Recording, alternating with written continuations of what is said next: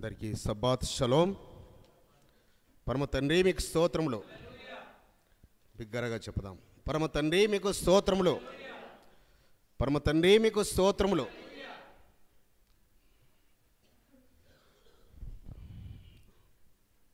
చదువుబడిన లేఖన భాగంలో ఒక మాట చదువుకుందాము. మరి గత వారమంతా మనల్ని కాచి కాపాడి సజీవ లెక్కలో ఉంచి మరి యొక్క సబ్బాతు దినమును, ఆరాధన దినమును, విశ్రాంతి దినమును మన జీవితంలో ఒక నూతన అధ్యాయముగా, every Sabbath must be a new chapter in our life. ప్రతి సబ్బాతు కూడా ఒక నూతన అధ్యాయముగా, అనగా గత వారం మనం చేసిన పొరపాట్లు ఏవి కూడా, గత నెలలో లేక గత సంవత్సరము చేసిన పొరపాట్లు ఏవి కూడా రాబోయే వారంలో కానీ, రాబోయే మాసంలో కానీ, రాబోయే సంవత్సరంలో కానీ మనము చేయకూడదు. అప్పుడే మనకు ఇది ఒక నూతన అధ్యాయంగా ఉంటుంది. కాబట్టి అట్టి కృప ఆయన పిల్లలందరికీ ఆయన అనుగ్రహించునుగాక. ఆ విధంగా ఆయన ఆశీర్వదించి దీవించునుగాక. మరి చదవబడిన లేఖన ఒక మాట నేను చదువుతాను. మైకు అదస్సు చెల్లెమ్మకి ఇవ్వండి. మెసేజ్ విషయమై తను ప్రార్థన చేస్తారు. సంఖ్యాకాండము 12వ అధ్యాయము 1వ వచనము. Numbers 12th chapter 1st verse. మోషే కూషు దేశపు స్త్రీని పెళ్లి చేసుకుని ఉండెను గనుక అతడు పెళ్లి చేసుకునిన ఆ స్త్రీని బట్టి మిరియాము అహరోనులు అతనికి విరోధముగా మాటలాడిరి. ప్రార్థన.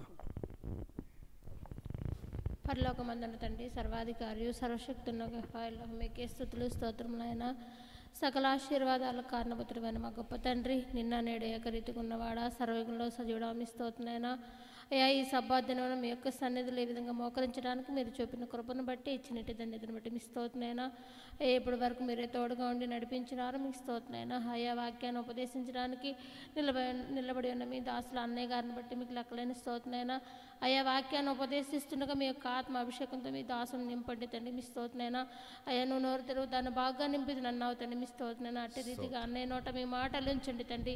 విన్న వాక్యం గ్రహించుకునే హృదయాలు మీరే మాకు అనుగ్రహించమని బ్రతిమలాడుకుంటూ మిగిలిన సమయమంతయు మీ బంగారు పాదాలకు అప్పగిస్తూ ఈ సబ్బాదిన ఆశీర్వాదాలతో మమ్మల్ని నింపమని నజరేడనే యెహోషువ మెస్సయ్య నామమున స్తుతించి ప్రార్థించి వేడుకొంచున్నాం తండ్రి.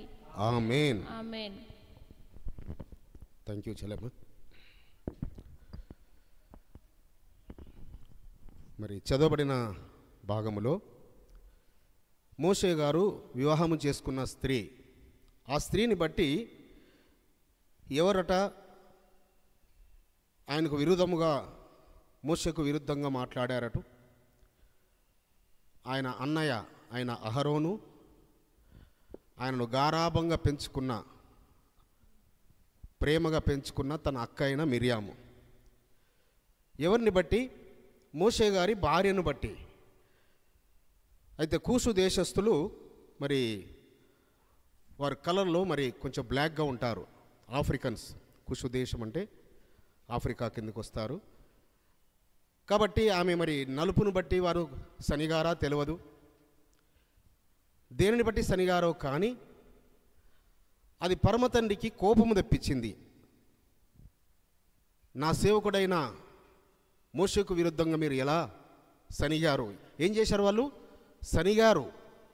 కొన్నిసార్లు మనం సనుగుతుంటాం, మన సనుగులు ఎవ్వరికి వినబడవు కదా, ఎవ్వరికి వినపడాయి మన సనుగులు అనుకుంటుంటాము. అది మన భ్రమ. ఎందుకు మనకు వ్యాధులు వస్తాయి కొన్నిసార్లు అంటే, మనం సనిగింది ఎప్పుడో ఒకసారి మర్చిపోతాము. ఆ సనిగిన దానికి ప్రతిఫలంగా మనకు ఒక శిక్ష వస్తుంది. నేను అన్నీ బాగానే ఉన్నాను, నేను బాగానే చక్కగా ఉన్నాను, ఎందుకు నాకు ఈ వ్యాధి వచ్చింది అనుకుంటాము, ఎందుకు ఈ శ్రమ వచ్చింది అనుకుంటాను తప్ప, నేను ఒకనాడు ఒక భక్తుడి గురించి, ఒక భక్తురాలి గురించి, ఒక సేవకుడి గురించి, ఒక సేవకురాలి గురించి, ఒక మరి విశ్వాసిని బట్టి, ఒక విధవరాలని బట్టో, లేకుంటే ఒక అనాథలను బట్టో, ఒక బీదలను బట్టో, ఎందుకంటే మనము బీదలంటే చాలా తక్కువ చూపు చూస్తుంటారు కదా, కాబట్టి ఎవరిని బట్టి సనిగామో తెలియదు, మనకు మర్చిపోతుంటాము, ఎందుకంటే తాత్కాలికంగా జరిగింది అది. సో అదే రీతిగా ఇక్కడ అహరోను మిరియాములు సనిగారు. సనిగిన సనుగు మోషే గారి భార్యకు వినబడలేదు, మోషే గారికి అంతకన్నా తెలియదు. కానీ పరలోకపు తండ్రి విన్నాడు.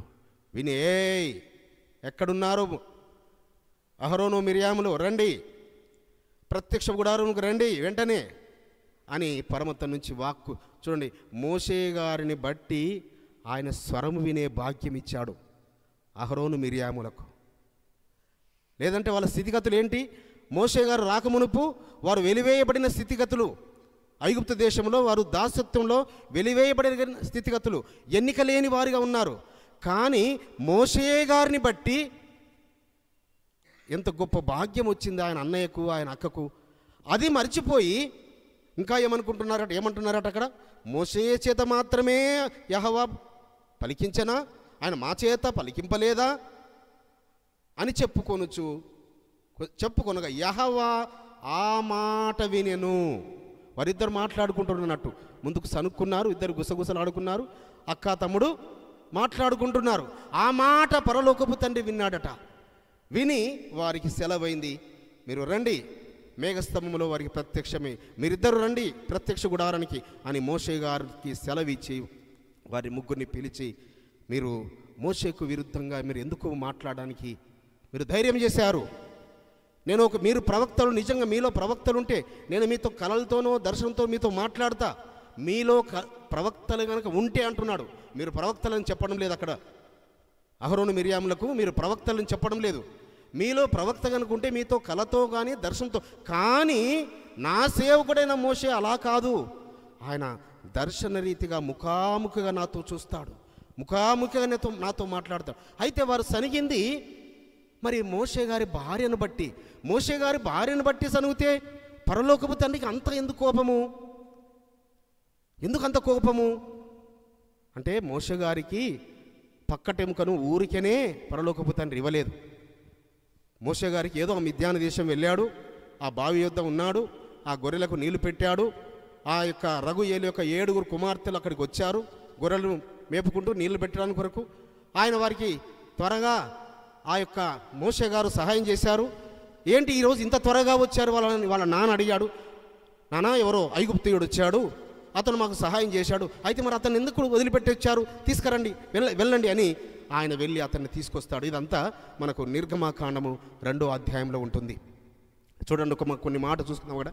నిర్గమకాండము 2వ అధ్యాయము 15, 16, 17 వచనాలు. ఫరో ఆ సంగతి విని మోషేను చంపచూచను గాని మోషే ఫరో ఎదుట నుండి పారిపోయి మిద్యాను దేశములో నిలిచిపోయి ఒక బావి యొద్ద కూర్చుండెను. మిద్యాను యాజకునికి 7 కుమార్తెలుండ్రి. వారు వచ్చి తమ తండ్రి మందకు పెట్టుటకు నీళ్లు చేది తొట్లను నింపుచుండగా మంద కాపరులు వచ్చి వారిని తోలివేసిరి. అప్పుడు మోషే లేచి వారికి సహాయం చేసి మందకు నీళ్లు పెట్టెను. వారు తమ తండ్రి అయిన రఘుయేలు వద్దకు వచ్చినప్పుడు అతడు, నేడు మీరింత త్వరగా ఎట్లు వచ్చితరనను. ఈ యొక్క సందర్భము మరి మోషే గారు ఆ యొక్క మిద్యాను దేశంకు వెళ్ళినట్టుగా మనకు ఈ యొక్క నిర్గమకాండంలో ఈ సందర్భం కనబడుతుంది. కానీ మోషే గారు పారిపోయినప్పుడు ఎంత వయసు ఆయనది? 18 సంవత్సరాల వయసు. 18 సంవత్సరాల వయసు నుంచి ఆయన మళ్ళీ ఐగుప్తు దేశము తన పితరులను నడిపించడానికి కొరకు, ఇజ్రాయిల్ను నడిపించడానికి కొరకు ఆయన వచ్చినప్పటికీ ఆయన వయసు ఎంత? 80 సంవత్సరాలు. 18 సంవత్సరాల వయసులో వెళ్ళిపోతే 80వ ఏట అనగా 62 ఇయర్స్, 62 సంవత్సరాలు ఎక్కడున్నాడు? మరి ఇక్కడ ఏమీ రాయబడి లేదు కాబట్టి మామ మందలను మేపుచున్నాడు, మామ ఇంట ఉన్నాడు, మామను మేపుచున్నాడు, మామ ఇంట ఉన్నాడు అని. మరి కొడుకులు ఎంత పెద్దోళ్ళు అయిపోవాలి? అప్పుడే సిప్పోరమ్మతో పెళ్ళి అయిపోతే కొడుకులు ఎంత? దాదాపు 60 సంవత్సరాల వయసు వారు ఉండాలి. కానీ ఆయన కుమారులు చంటి బిడ్డలు, చిన్న పిల్లలు. పరలోకపు తండ్రి ఆ యొక్క హోరేబు కొండ దగ్గర మోషే గారిని దర్శించినప్పుడు ఆయన కుమారులు, పెద్ద కుమారుడు గెర్షోము దాదాపు 3 సంవత్సరాల వయసు, చిన్న కుమారుడు ఎలియాజరు దాదాపు సంవత్సరం వయసు. అంత చిన్న బిడ్డలు ఆయన కలిగి ఉన్నాడు. మరి ఇంతకాలం ఏం చేశాడు మోషే గారు? మరి అనేక గ్రంథాలను మనము ధ్యానిస్తే మనకు విషయాలు అర్థమవుతాయి. ప్రతిదీ ఈ శ్రేష్టమైన గ్రంథములో మర్మయుక్తముగా రాయబడింది. అన్ని విషయాలు ఇందులో కులంకషంగా డీటెయిల్గా రాయబడలేదు. కానీ మనము కోరిలేట్ చేసుకున్నప్పుడు, ఒకదానికొకటి మనం సరిచూసుకున్నప్పుడు, మోషే గారు ఇంతకాలం ఎక్కడ ఉన్నారు, అయితే కూషు దేశము స్త్రీని బట్టి అని రాయబడింది. ఇక వెళ్ళింది ఎక్కడికి? మిద్యాను దేశానికి. ఎవరు? మోషే గారు. మరి కూషు దేశపు స్త్రీ అని రాయబడింది ఏంటి? ఇక కొందరైతే మరి ఏ లేఖనము లేదు కాబట్టి మోషే గారి భార్య, మొదటి భార్య చనిపోయింది, అంతవరకు వెళ్ళిపోతారు. మోషే గారి మొదటి భార్య చనిపోయింది, మళ్ళీ రెండవ భార్యను తెచ్చుకున్నాడు. ఎందుకంటే ఈ యొక్క ఐగుప్తుకు వెళ్ళినప్పుడు ఇజ్రాయెల్ ప్రజలు వెళ్ళినప్పుడు ఆయన తన భార్యను, కుమారులను ఐగుప్తు దేశానికి తీసుకొచ్చినట్టుగా లేదు. కానీ బయలుదేరి వచ్చారు. తన కుమారులను, తన భార్యను తీసుకొని బయలుదేరి వచ్చాడు మోషే గారు. కానీ చివరి వరకు, అనగా ఆ యొక్క ఐగుప్తులో జరుగుతున్న తెగుళ్ళన్నిటి సమయంలో మోషే గారి యొక్క భార్య, కుమారులు ఆయన చెంత లేరు. సో ఏమి జరిగి ఉంటుంది ఇక్కడ? ఏమి జరిగి ఉంటుందంటే మనం లేఖనంలో కొద్దిగా లోతుల్లోకి వెళుతుంటే మనకు అర్థమవుతుంటుంది. అయితే ఇక్కడ పరలోకపు తండ్రి ఎందుకొరకు సనిగుట చూసి, ఎందుకంటే మనము కూడా మరి చాలా మాలు ఎవరి మీదనో సనుగుతుంటుంటాం. ఆ సనుగులు ఎవరికి వినబడవి అనుకుంటుంటాం. లేఖనంలో ఒక మాట ఉంది కదా, చాటున, ఇది అందరు తీయగలిగా. మన ఆల్ నైట్ ప్రేయర్లో ఇది వచనం ఉండే, అందరు తీయగలిగా. చెప్పగలుగుతారా? కీర్తన గ్రంథం అని చెప్తాను. దయకరొద్దు, ఎవరన్నా చెప్పండి, గిఫ్ట్ ఇస్తాను. చాటున్న సహోదరుని దూషిస్తే అతనికి మరణము విధిస్తానంటాడు. 101వ కీర్తన, దావీదరాజు గారు రాసింది, 5వ వచనం. కీర్తన గ్రంథము 101, 5వ వచనం. తన పొరుగు మైకున్న వారు చదవండి ప్లీజ్. మైక్ తీసుకోండి. తన పొరుగు వారిని చాటున దూషించు వారిని, తన పొరుగు వారిని చాటున దూషించు వారిని నేను సంహరించేదను. చాలు. తన పొరుగు వారిని చాటున దూషించువారు. సో చాటున రహస్యంగా పడక మీద పడుకుంటాం, ఆలోచిస్తుంటుంటాం, ఎవరో ఒకరు గుర్తొస్తుంటారు. వారి గురించి మనము ఏదో దూషణ మాట పలుకున్నామనుకోండి, ఏదో వాళ్ళను దూషించేదో లేకుంటే వారి మీద కోపం మీద ఒక మాట పలుకున్నామనుకోండి, ఆ మాట ఎవరికి వినబడుతుంది? పరలోకపు తండ్రికి వినబడుతుంది. అలాంటి వారినట ఆయన మరణశిక్షకు అప్పగిస్తాడట. కాబట్టి పరిశుద్ధులైన బిడ్డలారా, ఎలోహిం బిడ్డలారా, మనము ఆశీర్వాదాలు పొందుకోవాలంటే, మనకు శ్రమలు వచ్చినప్పుడు ఆ శ్రమల నుంచి విడిపించబడాలి అంటే, వ్యాధులు వచ్చినప్పుడు వ్యాధుల నుంచి స్వస్థత పొందుకోవాలంటే, మనం ఏ ఒక్కరిని కూడా ఒకసారి, అందుకే దినదినము గుర్తు చేసుకోవాలి, దినదినము జ్ఞాపకం చేసుకోవాలి. నేను ఎవరినైనా, అందుకే ప్రాయశ్చిత్తాదినం ఎందుకు ఇవ్వబడింది మనకు? సో పొరపాటున ఎక్కడైనా ఎవరినైనా నేను అనరాని మాట అన్నానా, పలకరాని మాట పలికానా, తొట్టుపడో లేక స్లిప్ అయ్యో అంటారు కదా కొంచెం, నేను టంగ్ స్లిప్ అయ్యి మాట్లాడాను అంటారు. టంగ్ స్లిప్ అయ్యో మనం మాట్లాడినామనుకోండి, సో ఆ మాటను బట్టి మనకు, మన సంతానమునకు శిక్ష రాకుండా నిమిత్తము మనం పశ్చాత్తాపడాలి. మళ్ళీ ఆ ప్రాయశ్చిత్త దినం నుంచి మళ్ళీ ఇంకెప్పుడు ఆ విషయంలో మనం, ఆ పొరపాటు విషయంలో మనము పొరపాటు చేయకుండా మన దేహంలోని అవయములను, అనగా మన నాలుకను, మన హృదయమును భద్రపరచుకోవాలి. అయితే ఇక్కడ వారు పలికిన దానికి శిక్ష రాకుండా ఉన్నది వారికి. సో వచ్చాడు, కానీ పరమ తండ్రి మరి ఎందుకో అహరోను మీదకి శిక్ష పంపించకుండా, అంటే అక్కడ కారకురాలు ఎవరై ఉంటారు? సో వెళ్ళింది తమ్ముడి దగ్గరికి, ఒరే తమ్ముడా చూసావా, మన మరదలు చూసావా ఎలా ఉందో, మనం ఎంత తెల్లగా ఉన్నాము, ఆమె ఎలా నల్లగా సో ఉన్నది. ఈ మాట పలికిందా లేదా? ఇంకే చూసావా ఇప్పుడు వచ్చిందో లేదో ఆ దేశం నుంచి అధికారం పొందుకుంటుంది. సో మోషే గారికి ఎంత విలువ ఇస్తున్నారో ఇజ్రాయెల్ ప్రజలు, మోషే భార్య గారికి అంతే విలువనిస్తున్నారు. మోషే గారిని ఎంత ఉన్నతమైన విధానంలో చూస్తున్నారో, సో స్త్రీలందరూ వెళ్ళి ఆమెను అలానే ఆశ్రయిస్తున్నారు. ఎందుకంటే మరి లేఖనములో, సత్య గ్రంథములో, మరి ఇతర గ్రంథాల్లో రాయబడింది, ఆమె నీతి అట శారమ్మ నీతి కన్నా, రిబకమ్మ నీతి కన్నా, లేయా రాహేలమ్మ నీతి కన్నా ఏమాత్రము తక్కువ లేదట. ఎంత గొప్ప మాట రాయబడింది ఆమె గురించి. శారమ్మ యొక్క నీతి కన్నా, రిబకమ్మ నీతి కన్నా, లేయా రాహేలమ్మల నీతి కన్నా ఏమాత్రము తక్కువ లేదు అనగా ఒక నీతిమంతురాలుగా తీర్చబడింది ఆవిడ. పరలోకపు తండ్రి ఇజ్రాయెల్ ప్రజలను ఒక ఉన్నతమైన స్థానంకి, ఉన్నతమైన విధానంకు నడిపించబోతున్న మోషే గారికి పక్కటెముకను ఏదో మామూలు ఎక్కడో ఉన్న ఎక్కడో అన్య ఆచారాలతో ఉన్న వ్యక్తిని తీసుకొచ్చి అంటగడతాడా? సో ఒక శ్రేష్ఠురాలుగా ఆమెను మలిచాడు పరలోకపు తండ్రి. అయితే ఆ మలచడానికి ముందుగా మరి ఇంతకుముందు కూడా చాలా మార్లు చెప్పడం జరిగింది. ఇక్కడ నుంచి పారిపోయిన మోషే గారు మరి ముందు మిద్యాను దేశానికి వెళ్ళలేదు, కూషు దేశానికి వెళ్ళాడు. కూషు దేశంలో ఆయన 9 సంవత్సరాలు ఆ కూషు రాజుకు యుద్ధంలో సహాయం చేస్తాడు. అటు తర్వాత ఆ రాజు చనిపోవడం వలన ఈయనను మోషే గారిని 40 సంవత్సరాలు రాజుగా కూషు దేశమునకు రాజుగా పరిపాలన చేస్తాడు. ఈ కూషు దేశము అనగా మరి ఇప్పుడు ఈజిప్టుకు కిందగా ఉండే సూడాన్ లేక ఐథియోపియా ఈ 2 దేశాల్లో ఏదో ఒకటి అయి ఉంటుంది. సో అనగా అది ఆఫ్రికన్ కంట్రీ. సో అదే విధంగా ఈ యొక్క మిద్యాను దేశము ఇంకొక వైపు ఉంటుంది ఆ యొక్క ఈజిప్టుకు. అనగా ఆ రెండింటి మధ్య ఈజిప్టుకు ఈ 2 దేశాలకు మధ్యలో ఎర్ర సముద్రము తర్వాత మళ్ళీ ఇజ్రాయెల్ దేశము. సో ఈ రీతిగా సో వీరు ఆ యొక్క ఐగుప్తుకు ఈ యొక్క ఎవరు ఈ మిద్యానీయులు కానీ అదేవిధంగా ఈ కూషు దేశస్థులు కానీ ఐగుప్తుకు సలహాదారులుగా పనిచేస్తుంటుంటారు. ఈ మిద్యాను యాజకుడు అదేవిధంగా ఇంకా ఎవరు బిలాము మోయాబు దేశంలో ఉన్న యాజకుడు. సో ఈ బిలాము కానీ ఈ ఇత్రో కానీ ఆ కూషు దేశంలో ఉన్న వారు కానీ ఈజిప్టుకు సలహాదారులుగా పనిచేస్తుంటుంటారు. అలాంటి సమయంలో ఆ యొక్క కూషు దేశాన్ని బిలాము 2 కుమారులు ఆక్రమించుకొని పరిపాలన చేస్తున్నారు. సో ఎక్కడ అతను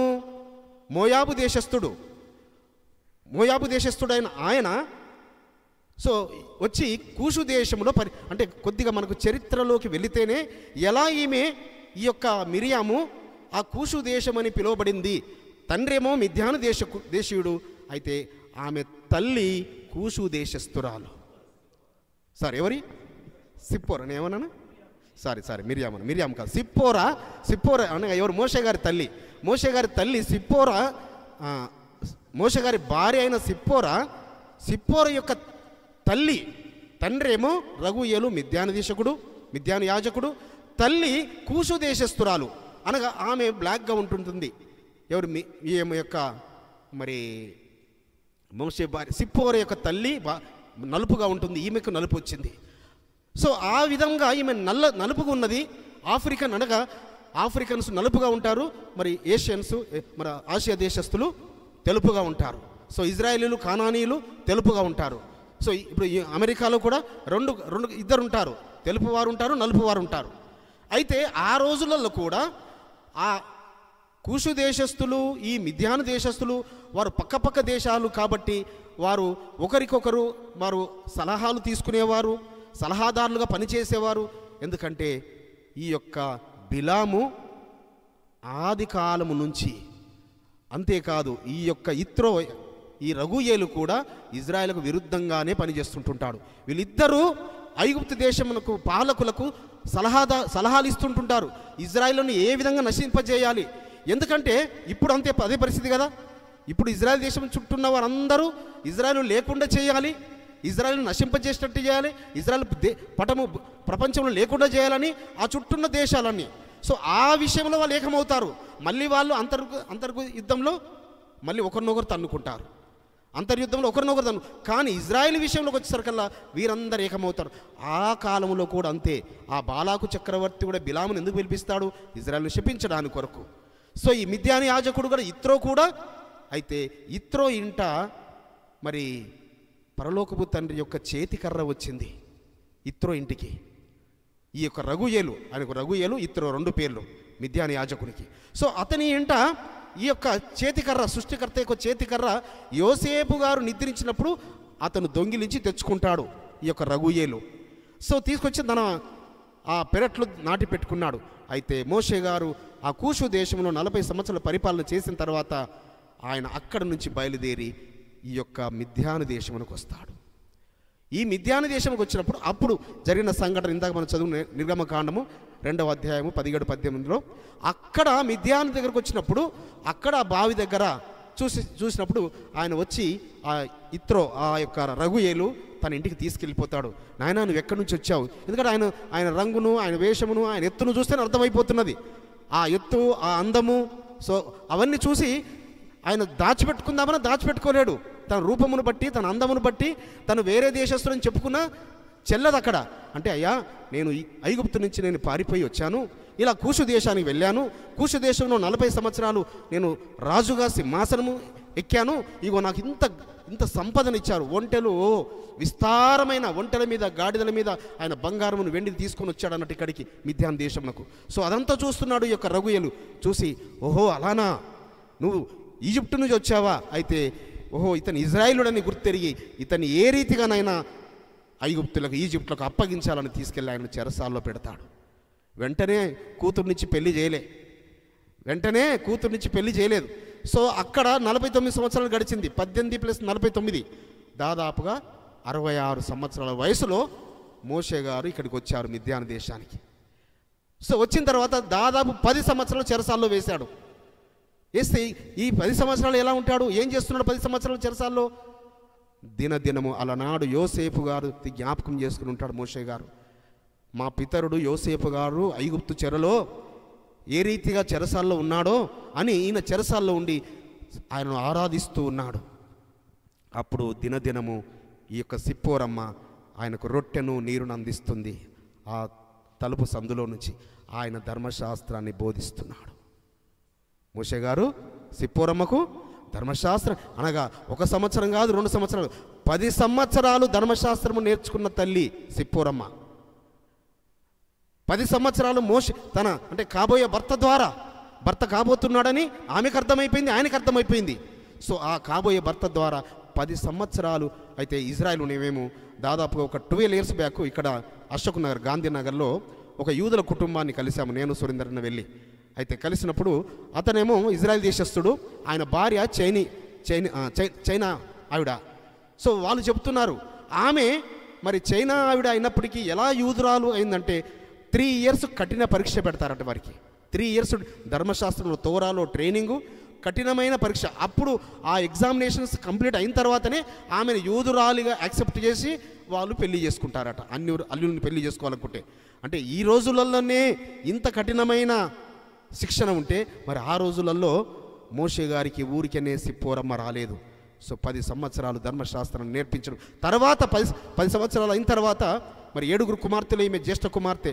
నాన్నను అడగడానికి కూడా ధైర్యం లేదన్నట్టు, అంటే మహా భయంకరుడు అన్నట్టు, ఆయన క్రూరుడు అన్నట్టు. సో నాన్న ఎంతకాలము ఆ ఐగుప్తుని ఆ చెరసాల్లో ఉంచుతామంటే నీకేమైనా పిచ్చి పట్టిందా? 10 సంవత్సరాలు ఎవరైనా చెరసాల్లో ఆహారం లేకుండా బ్రతికుంటాడు? ఎప్పుడూ ఆయన చనిపోయి ఉంటాడు, మట్టి అయిపోయి ఉంటాడంటే నానా ఎలా చెప్పగలుగుతావు?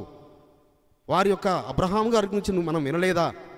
ఏ విధంగా ఆ యొక్క ఐగుప్తు యొక్క రాజు నుంచి తప్పించాడో తన భార్యను. ఇస్సాకు గారి గురించి వినలేదా మనము? ఏ రీతిగా ఆ బలియాగం నుంచి తప్పించాడు. యాకోబు గారి గురించి వినలేదా మనము? వారి మామ లాబాను ఆయన మోసం చేయాలని చూస్తే ఆయనను గొప్పగా ఆశీర్వదించాడు. ఇవన్నీ మనం విన్నాం కదా నానా, చూడండి అంటే డోరు తెరిసేసరికల్లా మోకరించి ఎలోహింను సేవిస్తున్నాడు. హల్లెలూయా! ఏం చేస్తున్నాడు మోషే గారు? పరలోకపు తండ్రిని సేవిస్తున్నాడు. సో ఆ సమయంలో ఇంకా ఆయన మొత్తం మరి తల వెంట్రుకలు, గడ్డం ఇవన్నీ చాలా పెరిగిపోయినాయి భయంకరంగా. 10 సంవత్సరాలు ఎలా ఉంటుంది? 10 సంవత్సరాలు ఊహించుకోండి. ఆ వస్త్రాలు ఎలా ఉండి ఉంటాయి? వస్త్రాలు ఇవ్వలేదా తల్లి?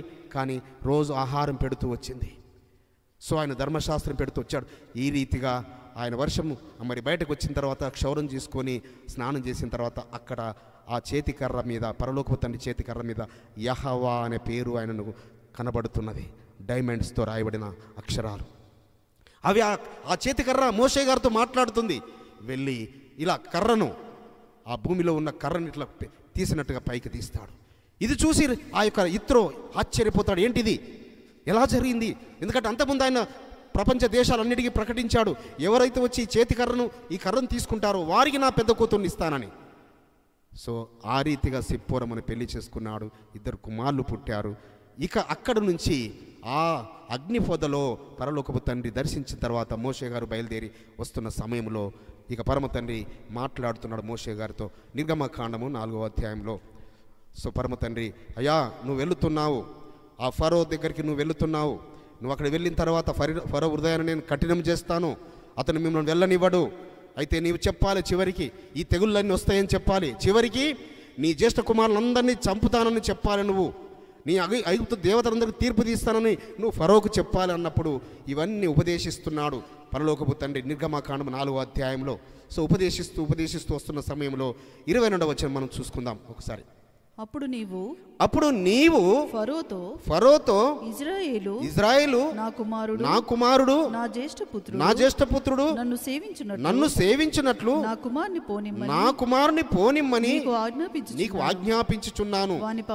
వాని పంపనొల్లని ఎడల ఇదిగో నేను నీ కుమారుని నీ జ్యేష్ఠపుత్రుని చంపెదనని యెహోవా సెలవిచ్చుచున్నాడని అతనితో చెప్పుమనను. పరలోకపు తండ్రి మోషే గారికి స్పష్టముగా చెప్తున్నాడు, నాయనా నువ్వు వెళ్ళి అక్కడ సో ఆ ఫరోతో చెప్పు, నా యొక్క సంతానమును, నా యొక్క ఇజ్రాయేలీయులను, నా యొక్క జ్యేష్ఠ కుమారులను నువ్వు వెళ్ళనివ్వకపోతే నిన్ను నీ యొక్క వంశంలోని నీ దేశంలోని మరి జ్యేష్ఠులందరినీ చంపుతానని నువ్వు చెప్పాలి.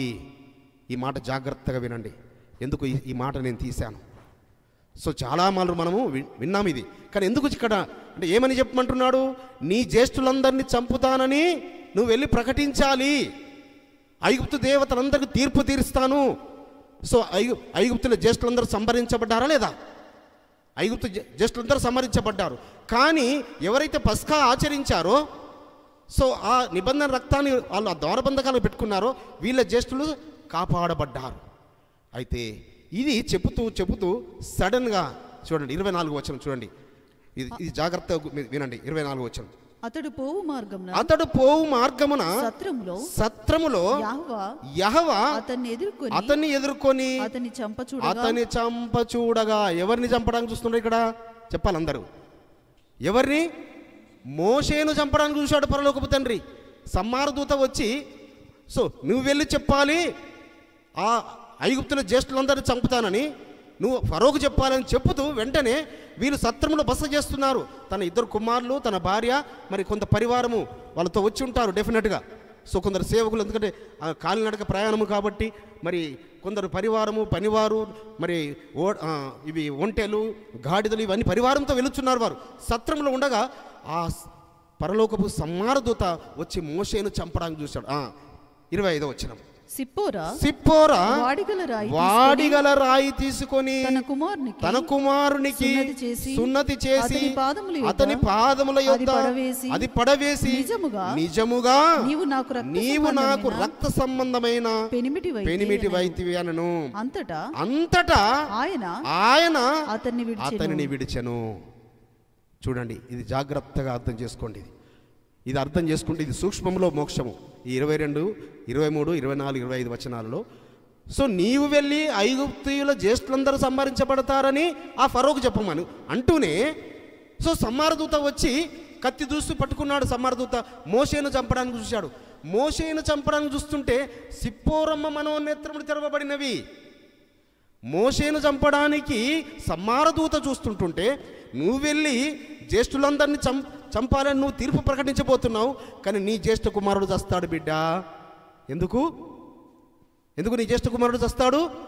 నీ జ్యేష్ఠ కుమారునికి నీవు సున్నతి చేయించలేదు. సో గెర్షోను పుట్టినప్పుడు సిప్పోరమ్మ ఈ 10 సంవత్సరాలు ధర్మశాస్త్రం నేర్చుకుంది. అబ్రహాము గారికి జరిగిన సున్నతి విషయంలో ఈమెకు అర్థమైంది. 17వ అధ్యాయం, ఆదికాండం 17వ అధ్యాయంలో ఉంటుంది, మనకు తెలుసు కదా. నీ ఇంట పుట్టిన ప్రతివారు 8వ దినమున సున్నతి పొందవలను. నీ దాసులలో పుట్టినవారు, నువ్వు వెండి చేత కొనబడిన వారు. మరి ఇజ్రాయేలుతో కలిసి కొందరు అన్యులు బయలుదేరారు. ఆ యొక్క పస్కా పండుగ జరిగిన తర్వాత వారి యొక్క ఇళ్లల్లో కూడా సంహారదూత చొరబడలేదు.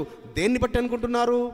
వారు పస్కాను ఆచరించాలంటే నిబంధన ఏంటి వారికి? అప్పుడు వారు సున్నతి నిబంధన చేసుకోవాలి. అనగా ఆ అన్యజనులు వారు సున్నతి నిబంధన చేసుకొని వారు పస్కాను ఆచరించి ఆ ద్వారబంధకంలో రక్తం పెట్టుకున్నారు కాబట్టి వారి ఇళ్లలో సంహారదూత చొరబడలేదు. అదే రీతిగా నువ్వు వెళ్ళి చెప్పబోతున్నావు, నీ కుమారుడు ఏమవుతాడు? ఆ జ్యేష్ఠులందరితో పాటు నీ జ్యేష్ఠ కుమారుడు చస్తాడు అని అర్థమైన సిప్పోరా వెంటనే ఆ అరణ్యంలో ఒక వాడిగల రాయి తీసుకొని తన జ్యేష్ఠ కుమారునికి, పెద్ద కుమారునికి గెర్షోనుకు సున్నతి అంటే ఈ జ్ఞానోదయం ఆమెకి ఎలా కలిగింది? ఏ రీతిగా ఆమె ధర్మాన్ని నేర్చుకున్నది, ఎలాంటి శ్రేష్ఠురాలామే, ఎలాంటి యోగ్యురాలామే. సో అంటే తన భర్తను మరణం నుంచి కాపాడుకుంది, తన కుమారుణ్ణి. అప్పుడు అంటుంది, అయ్యా, అప్పుడు చూడండి మళ్ళీ 25వ వచనం మళ్ళీ చదవండి, ఇప్పుడు మీకు బాగా అర్థమవుతుంది. సిప్పోరా వాడిగల రాయి తీసుకొని తన కుమారునికి సున్నతి చేసి అతని పాదముల యొద్ద అది పడవేసి, నిజముగా నీవు నాకు రక్త సంబంధమైన పెనివిటి అయితేవెనను, అంతటా ఆయన అతనిని విడిచెను. సో మోషేను చంపకుండా, అంటే భర్తను కాపాడుకోవడమే కాదు, కుమారుని కుమారునికి జరిగించాల్సిన ఆ సున్నతి నిబంధన మొదటి పెద్ద కుమారునికి జరగలేదు, గెర్షోనుకు ఎందుకు జరగలేదని మరి ఇతర గ్రంథాల్లో ధ్యానించినప్పుడు సిప్పోరమ్మ సంతోషంగా ఒప్పుకుందంట. కానీ వారి మామ ఆయన ఇత్రో, ఎందుకంటే ఎప్పుడు ఇజ్రాయెల్ విరుద్ధంగా చేయడమే ఆయన పని, ఇజ్రాయెల్ నిబంధనకు విరుద్ధంగా పని చేయడమే ఆ యొక్క ఇత్రో, ఆ యొక్క రఘుయేలు యొక్క పని. ఆ బిలాము పని అదే, ఈయన పని అదే. సో అది ఆపాడు ఆయన. సో మామ మాటకు గౌరవించి, మామ మాటకు లోబడి, ఎందుకంటే మామ ఇంట ఉంటున్నాడు, మామ గొర్రెల మందలను మేపుతున్నాడు, మామ భోజనం తింటున్నాడు. సో అతను శరణార్థిగా ఉన్నాడు అక్కడ, మామ మాటకు విధేయుడయ్యాడు. కానీ రెండవ కుమారుడు పుట్టినప్పుడు మామను ఒప్పించి చిన్న కుమారునికి ఎలియాజరుకు చేపించాడు. అయితే ఇక్కడ జ్యేష్ఠ కుమారుణ్ణి కాపాడుకోవడము, ఆ జ్యేష్ఠుల సంతానం అందరితో నశించబోయే సంతానంతో ఈ సంతానము నశింపకుండా ఉండడానికి కొరకు. అయితే ఇది జరిగిన తర్వాత అప్పుడు అంటున్నామే, నీవు నిజముగా ఈ సున్నతిని బట్టి నీవు నాకు రక్త సంబంధమైన పెనిమిటివి అయితేవైనను, నిజముగా నాకు ఇప్పుడు రక్త సంబంధమైన పెనిమిటివి, నిజంగా రక్త సంబంధం భర్తవయ్యావు అని ఆ యొక్క సిప్పోరమ్మ పలుకుచున్న మాటలు. ఇది జరిగిన తర్వాత మళ్ళీ వారు ప్రయాణమై వాళ్ళు ఐగుప్తుకు వెళ్ళినట్టుగా లేదు.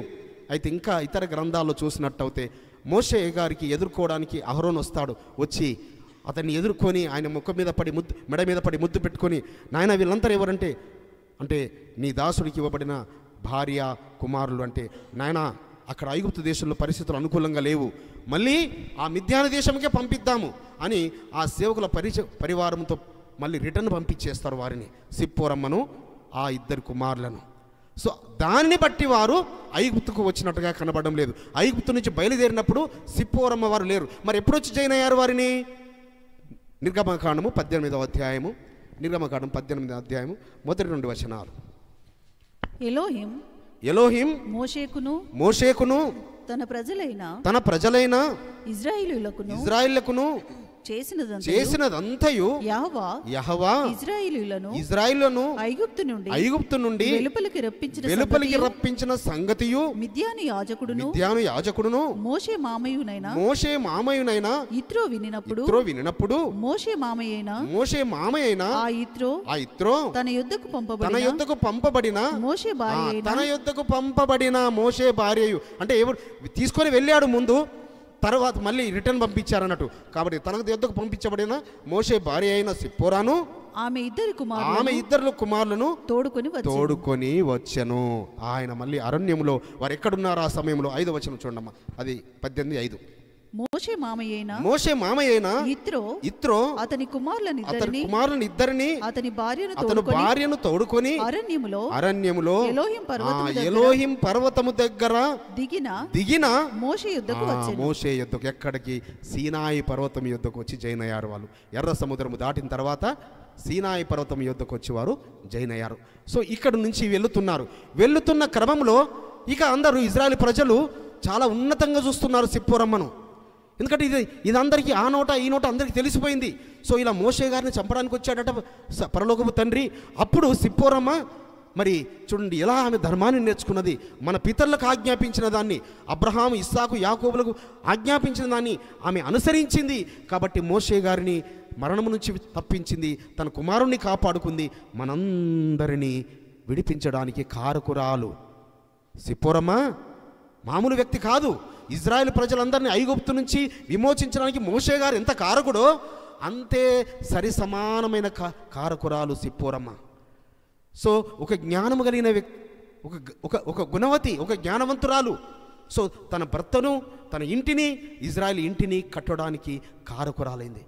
కాబట్టి సో దానిని బట్టి ఇజ్రాయిల్ మోషే గారికి ఎంత విలువనిస్తున్నారో సమానమైన విలువనిస్తుంటుంటే ఈ అహరోను మరి స్త్రీలకు బలహీనత కదా, స్త్రీలు ఓర్చుకోలేరు కదా. నేను చిన్న ఉన్నప్పుడు నా తమ్ముని గురించి ఎంత ప్రయాసపడ్డాను, వాని సముద్రం నదిలో వేస్తే నేను వెంబడించాను, నేను తీసుకువెళ్ళి ఆ యొక్క ఫరో కుమార్తెకు నేను నా తమ్ముని అప్పగించినట్టుగా మళ్ళీ మా తల్లి దగ్గర పెంచినట్టుగా ఇవన్నీ నేను ప్రయాసపడ్డాను, నాకు విలువలేదే. సో ఎక్కడో వచ్చిన ఆ నల్లట ఆమెకు విలువనిస్తున్నారు అని సనిగింది, కుష్ఠవ్యాధి తెచ్చుకున్నది. ఏం తెచ్చుకున్నది? కుష్ఠవ్యాధి. అప్పుడు అహరోను అంటాడు, అయ్యా ఓ ఏలినవాడా అని మోషే దగ్గర సాగిలపడి మొరపెడతాడు. అహరోను యెహోవా యుద్ధ సాగిలపడి మొరపెట్టాడు. సో ఎందుకు? ఉగ్రుడైంది ఎవరు? పరలోకపు తండ్రి. ఆజ్ఞాపించి సో శిక్ష వేసేసి వెళ్ళిపోయాడు. వెంటనే ఆమె కుష్ఠవ్యాధితో నిండింది. అప్పుడు సాగిలపడి అహరోను మోషే గారి దగ్గర సాగిలపడి, ఏలినవాడా మా తప్పును క్షమించు, మా పాపమును క్షమించు అని మోషే దగ్గర వేడుకుంటున్నారు. మోషే గారిది ఏముంది అక్కడ? కానీ మోషే గారు ఏం చేశారట? ఆ వేడుకోగానే మోషే గారు ఏం చేశారట ఒకసారి చూద్దాం. అక్కడ సంఖ్యాకాండంకి వెళ్దాం. మళ్ళీ 12వ అధ్యాయము 11వ వచనం చూడండి.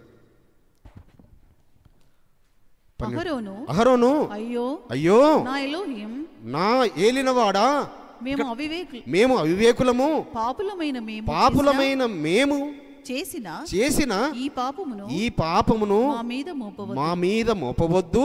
తన తల్లి గర్భములో నుండి పుట్టినప్పటికే సగము మాంసము క్షీణించిన శిశువు శవం వలె ఆమెను ఉండనీయకుమని మోషేతో చెప్పగా. ఎవరు? అహరోను, అన్నయ్య అయిన అహరోను. చూడండి, ఆయన తన గర్వమును వదిలిపెట్టుకొని తన పెద్దవాడని మరిచిపోయి తగ్గించుకొని, అనగా మోషే గారిని బట్టి వీరికి ఆశీర్వాదం వచ్చింది. మోషే గారిని బట్టి ఆ ఇంటి వారందరికీ కాదు, ఇజ్రాయేల్ ఇంటి వారందరికీ. అదే రీతిగా మోషే గారిని బట్టి మాత్రమే కాదు, ఆయన భార్య అయిన సిప్పోరమ్మను బట్టి కూడా ఇజ్రాయేల్ అందరికీ ఆశీర్వాదం వచ్చింది. కాబట్టి మోషే గారి భార్యకు విరుద్ధంగా సనిగినందుకు ఆ యొక్క భయంకరమైన శిక్ష. అప్పుడు అప్పుడు మోషే గారు ఏం చేస్తున్నారు చూడండి. మోషే గారు ఏం మొరపెడుతున్నాడు? 13వ వచనం. మోషే ఎలుగెత్తి ఎలోహిం దయచేసి ఈమెను బాగు చేయమని యెహోవాకు మొరపెట్టాను. హల్లెలూయా, హల్లెలూయా. సనిగింది మోషే గారికి భార్యకు విరుద్ధముగా, ఉగ్రుడైంది పరలోకపు తండ్రి, శిక్ష పంపించింది పరలోకపు తండ్రి. వారు వేడుకున్నది మోషే గారిని. మోషే గారు మళ్ళీ పరలోకపు తండ్రిని, అయ్యా ఎలుగెత్తి అనగా ఏడుస్తూ, అయ్యా నా అక్క తెలియక తప్పుదం చేసింది, నా అన్నయ్య తెలియక సనిగారు, వారిని క్షమించు. కాబట్టి ఆ క్షమాపణ బుద్ధి మనకు ఉండాలి బిడ్డలారా. మన ఎడలో ఎవరెవరు సనుగుతుంటారు, గొనుగుతుంటుంటారు. ఎవరైనా సనగని, ఎవరైనా గొనగని, అయ్యా వారు సనిగిన సనుగులను బట్టి, వారు గొనిగిన గొనుగులను బట్టి వారికి శిక్ష రానివ్వకండి తండ్రి అని మనం అలాంటి మనసు కలిగి ఉంటే ఏ విషయంలో కూడా మనకు శిక్ష రానివ్వడు. ఏ విషయంలో కూడా మనకు మరి పాపము మన మీద ఆయన మోపడు. కాబట్టి పరిశుద్ధులైన బిడ్డలారా, ఇలా బిడ్డలారా, మనము ఆ విధమైన మనసు కలిగి మనము ఎవరికి విరుద్ధంగా సనగకుండా ఉండి మనము దీవించబడదాము, ఆశీర్వదించబడదాము. కాబట్టి సో ఏమని ఆమెకు మరి బిరుదు పొందుకున్నదంటే, ఏమని ఏ రీతిగా బిరుదు పొందుకున్నదంటే, ఒక ఉన్నతురాలుగా మరి ఆ యొక్క సిప్పోరమ్మ పేరుగాంచబడింది. ఆమె ఉన్నతమైన స్త్రీల యొక్క వరుసలో ఆమె చేర్చబడింది. అదే రీతిగా చూసుకుంటే మనము రూతమ్మ గారి గురించి కూడా వింటాం కదా. అంటే అన్యజనులను పరమ తండ్రి ఎందుకు యోగ్యులుగా ఎంచడు? సో యూదులు అనుకుంటుంటారు మాకే ఉన్నది, ఈ లేఖనము మాదే, ఇది మాకే వీళ్ళు అదే అనుకుని ఉంటారు. అహరోను మిరియాములు అదే అనుకుని ఉంటారు. మేము పుట్టుకతోనే ఇజ్రాయేలీలము, మేము ఒక గొప్ప ఉన్నతమైన లేవి వంశములో పుట్టినవారము. సో కాబట్టి ఈమెవరు? ఇది ఎక్కడ నిన్ని వాళ్ళు వచ్చింది ఈమె. కాబట్టి బిడ్డలారు, మనం ఎవ్వరిని కడపటివారు మొదటివారు అవుతారు, మొదటివారు కడపటివారు అవుతారు. కొత్తగా వచ్చిన వారే విశ్వాసంలో బలముగా ఉండొచ్చు. అన్య కుటుంబాల నుంచి వచ్చిన వారే పుట్టుకతో క్రైస్తవులై పుట్టుకతోనే సత్యములో ఉన్న వారికన్నా ఉన్నతమైన స్థానంలో ఉండవచ్చు. కాబట్టి ఏ ఒక్కరిని బట్టి మనము అతిశయపడకూడదు, ఏ ఒక్కరిని బట్టి మనము తప్పుగా మనము మాట్లాడకూడదు. మరి అదే రీతిగా రూతమ్మ కూడా మరి ఆమె వచ్చినప్పుడు వాళ్ళ అత్తతో నయమమ్మతో వచ్చినప్పుడు భర్త చనిపోయాడు. ఏ నిరీక్షణతో ఆమె వెళ్ళింది? ఆ దేశమునకు ఏమని పలుకుతుంది అక్కడ ఆమె? అమ్మా నువ్వు వెళ్ళిపో, ఇంకా నీ బంధువుల ఇంటికి వెళ్ళిపో, నీ తల్లి వారింటికి వెళ్ళిపో, నువ్వు వెళ్ళిపోయి అక్కడ నీవు వారితో మళ్ళీ నువ్వు కొత్తగా పెళ్లి చేసుకో, నువ్వు మళ్ళీ పెళ్లి చేసుకో, నువ్వు పిల్లలు కను, నువ్వు నాతో రావద్దంటే అత్తయ్య మీరు అలా అనకూడదు. ఒక మాట చదువుకుందాం. రూతు గ్రంథము 1వ అధ్యాయము 16, 17 వచనాలు. ఇది చాలా మార్లు వింటుంటాం కానీ ఈ సందర్భంలో ఒక్కసారి మనం చూసుకుందాము. అందుకు రూతు నా వెంబడి రావద్దనియు నన్ను విడిచిపెట్టుమనియు నన్ను బతిమాలు కొనవద్దు నీవు వెళ్ళు చోటికే నేను వచ్చేదను నీవు నివసించు చోటనే నేను నివసించెదను నీ జనమే నా జనము నీ ఎలోహిమే నా ఎలోహిం నీవు మృతి పొందు చోటను నేను మృతి పొందేదను అక్కడనే పాతి పెట్టబడదను మరణము తప్ప మరి ఏదైనను నిన్ను నన్ను ప్రత్యేకించిన ఎడల యెహోవా నాకు ఎంత కీడైనా చేయునుగాక. ఊరికేనే అంటున్నదా రూతమ్మ ఈ మాట? సో ఆమె దేని యందు నిరీక్షణ కలిగి ఉన్నది? అత్తయ్య మీరు అనొద్దు, నన్ను వెళ్ళిపోమ్మని అనొద్దు. నీ ఎలోహిమే నా ఎలోహిం, నీ దేవుడే నా దేవుడు. నీవెక్కడ నివసిస్తావో నేను అక్కడ నివసిస్తాను, నువ్వెక్కడ చనిపోతావో నేను అక్కడే చనిపోతాను. నీ జనమే నా జనము, నీవెక్కడ సమాధి చేయబడతావో నేను అక్కడే సమాధి చేయబడతా. ఎందుకు? ఆ సమాధి నుంచి నేను లేస్తాను, నీవు లేస్తావు, నేను లేస్తాను. సో అనగా ఆమె ఏమి ఈ లోకంలో భర్తను కోల్పోయినా, ఈ లోకంలో సంతోషం కోల్పోయినా, ఈ లోకంలో ఆశీర్వాదం కోల్పోయినా, నా అత్త ఉన్న చోటుకు నేను వెళితే, ఆ పాలు తేనెలు ప్రవహించే దేశం నేను వెళితే, ఆ బెత్లెహేము పట్టణానికి నేను వెళితే, నా సమాధి అక్కడ చేయబడితే నేను సమాధిలో నుంచి లేస్తాను.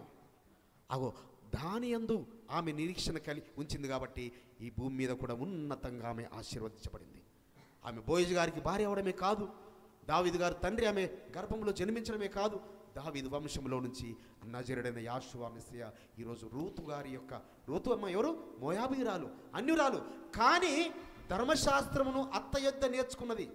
గమలియేలు పాదముల యొద్ద అపోస్తలున్న సౌలు గారు నేర్చుకున్నానని రాయించి పెడుతున్న విధముగా తన అత్త అయిన నయోమి యొక్క పాదముల చెంత ఈ యొక్క రూతమ్మ ధర్మశాస్త్రం నేర్చుకున్నది.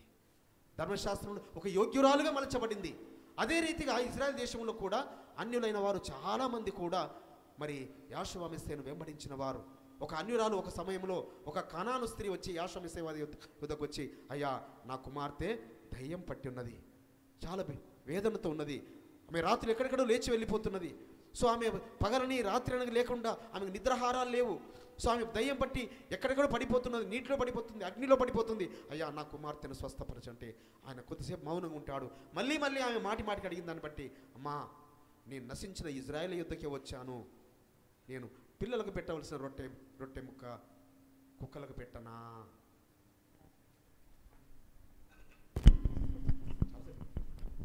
సో నేను అక్కడ ఆ కనాను స్త్రీతో అంటుంటాడు. మత్తయి సువార్త 15వ అధ్యాయము 26, 27, 28 వచనాలు చూసినట్టు అయితే మత్తయి సువార్త 15వ అధ్యాయము 26, 27, 28 వచనం. అందుకు ఆయన పిల్లల రొట్టె తీసుకొని కుక్క పిల్లలకు వేయుట యుక్తము కాదని చెప్పగా ఆమె నిజమే ఎలోహిం కుక్క పిల్లలు కూడా తమ యజమానుల బల్ల మీద నుండి పడు ముక్కలు తినును గదా అని చెప్పాను.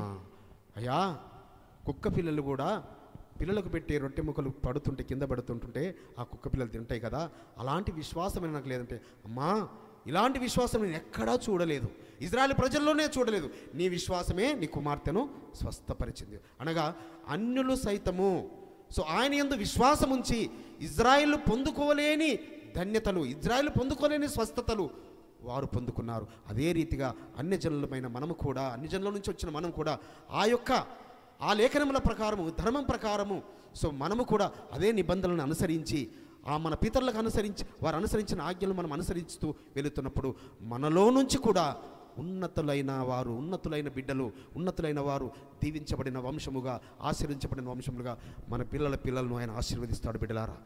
కాబట్టి సిప్పోరమ్మను అదే రీతిగా సిప్పోరమయ్య విషయంలో సనిగిన వారి మీకు శిక్ష ఎలా వచ్చిందో మన ఎడల ఎవరైనా సనిగితే వారి సంగతి ఆయన చూసుకుని మనం వారికి శిక్ష రావాలని కోరుకోవద్దు. మన గురించి సరిగా వారిని, కానీ వారి సంగతి ఆయన చూసుకుంటాడు. మనకు తెలియదు ఎవరెవరు మన గురించి సరుగుతుంటారు. సో ఎవరైనా, అందుకే మనం ఈ రోజు నుంచి ఇది కూడా ప్రార్థన చేద్దాము. తండ్రి, నా గురించి ఎవరైనా సనుగుతుంటే తెలియక వారు చేస్తున్నారు, సో వారిని క్షమించండి, వారికి శిక్ష రానివ్వకండి. ఎందుకంటే దాన్ని చూస్తాడు, నీ హృదయాన్ని చూస్తాడు. నీవు ఏ విషయంలో ప్రార్థన చేస్తున్నావు, ఎలాంటి క్షమాపణ బుద్ధి కలిగి ఉన్నావు, ఎలాంటి మనసు, ఎలాంటి శత్రువును సైతం ప్రేమించే మనసు ఎలా కలిగి ఉన్నావు.